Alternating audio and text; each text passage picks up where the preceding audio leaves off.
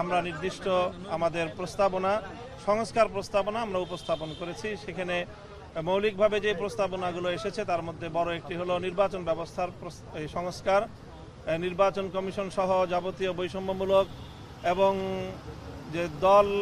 দলীয় যেই একটি ব্যবস্থাপনা বর্তমানে সেই ব্যবস্থাপনাকে ঢেলে সাজিয়ে আবার নতুন করে যেন একটি নিরপেক্ষ অন্তর্ভুক্তিমূলক নির্বাচনের ব্যবস্থা করা যায়, তার জন্য আমরা আমূল পরিবর্তনের কিছু সংস্কার প্রস্তাবনা এনেছি এবং সারা দেশব্যাপী সকল ভোটাধিকার প্রয়োগকারীদের যেন প্রতিনিধিত্ব জাতীয় সংসদে নিশ্চিত করা যায় সেই ধরনের একটি মৌলিক পরিবর্তনের সংস্কারের প্রস্তাবনা আমরা দিয়েছি। বর্তমান যেই বিদ্যমান যে নির্বাচনী ব্যবস্থা রয়েছে তাতে দেখা যায় যে সর্বোচ্চ 30 থেকে 35% মানুষের প্রতিনিধিত্ব ভোটারদের প্রতিনিধিত্ব জাতীয় সংসদে থাকে। যারা বিভিন্ন আসনে পাশ করতেছে তারাও দেখা যায় যে তাদের বিপক্ষে ভোটদানকারী ভোটারের সংখ্যাই বেশি তার পক্ষে ভোটদানকারীর চেয়ে।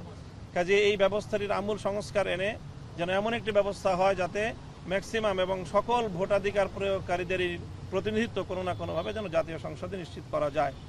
এছাড়াও বিচার বিভাগ, শিক্ষা বিভাগ এবং প্রশাসনে আমূল পরিবর্তনের, প্রশাসনের মধ্যে দেশের মধ্যে যে বিশেষ করে যে এককেন্দ্রিক যে প্রধানমন্ত্রী কেন্দ্রিক যে ক্ষমতা কুক্ষিগত করে রাখার যে একটি আয়োজন, যেখান থেকেই মূলত স্বৈরতন্ত্রের উদ্ভব, সেই জায়গাটায় যেন ভারসাম্য তৈরি করা হয় সাংবিধানিক প্রস্তাবনা আনার প্রস্তাব করা হয়েছে। তার মধ্যে সংবিধানে যে আল্লাহর উপর অবিচল আস্থা এবং বিশ্বাসের যে ধারাটি ছিল সেটি বাতিল করা হয়েছে, সেটিকে যেন আবার পুনর্বহাল করা হয়, আবার যেন সাংবিধানিক সেই কিছুটা সংশোধনী এনে পুনর্বহাল করার আমরা দাবি জানিয়েছি। সেই ক্ষেত্রে দুইবারের বেশি কোনো প্রধানমন্ত্রী যেন একসাথে পরবর্তীতে যেন তিনি দায়িত্ব পালন করতে না পারেন সেই প্রস্তাবনা আমাদের পক্ষ থেকে ছিল। আর একটু বড় প্রস্তাবনা ছিল যে আমরা জানি হেফাজতে ইসলামের বিভিন্ন আন্দোলনে 2013 সাল, 16 সাল এবং 2021 সালে বহু মামলা, আমাদের অনেক হতাহত রয়েছে, শত শত মানুষ আমাদের হতাহত হয়েছে, তাদের অনেকের সন্ধানও এখন আমাদের কাছে নেই।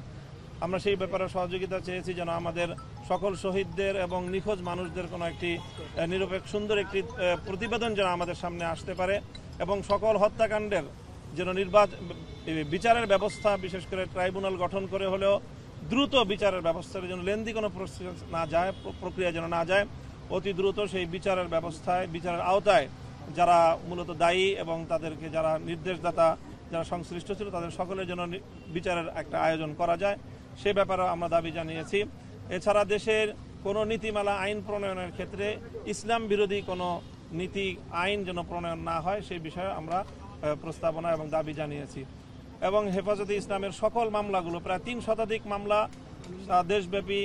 2013 সাল থেকে 2021 সাল পর্যন্ত হেফাজতে ইসলামের নেতাকর্মীদের বিরুদ্ধে দায়ের হয়েছে, সেই মামলাগুলো যেন অতি দ্রুত একটি নির্বাহী আদেশের মাধ্যমে এবং আইনি প্রক্রিয়ার মাধ্যমে এটি যেন দ্রুত প্রত্যাহারের ব্যবস্থা হয় এবং সেটির জন্য আমরা 1 মাসের একটি সময় সীমা আমরা ওনার কাছ থেকে চেয়েছি যে এই 1 মাসের মধ্যেই যেন এই সকল মামলাগুলো যেন প্রত্যাহার করা হয়। তো মাননীয় প্রধান উপদেষ্টা আমাদের সকল দলের বক্তব্যগুলো খুব ধৈর্য সহকারে শুনেছেন এবং অত্যন্ত সৌহার্দ্যপূর্ণ আন্তরিক পরিবেশে আমাদের এই বৈঠক সম্পন্ন হয়েছে। তিনি আমাদের সকলকে ধন্যবাদ জানিয়েছেন এবং আগামী দিনে অন্তর্বর্তীকালীন সরকারকে রাষ্ট্র পরিচালনায় সহযোগিতা করার জন্য তিনি আহ্বান জানিয়েছেন এবং আমরা তার সেই আহ্বানে সাড়া দেওয়ার প্রত্যয় ব্যক্ত করেছি।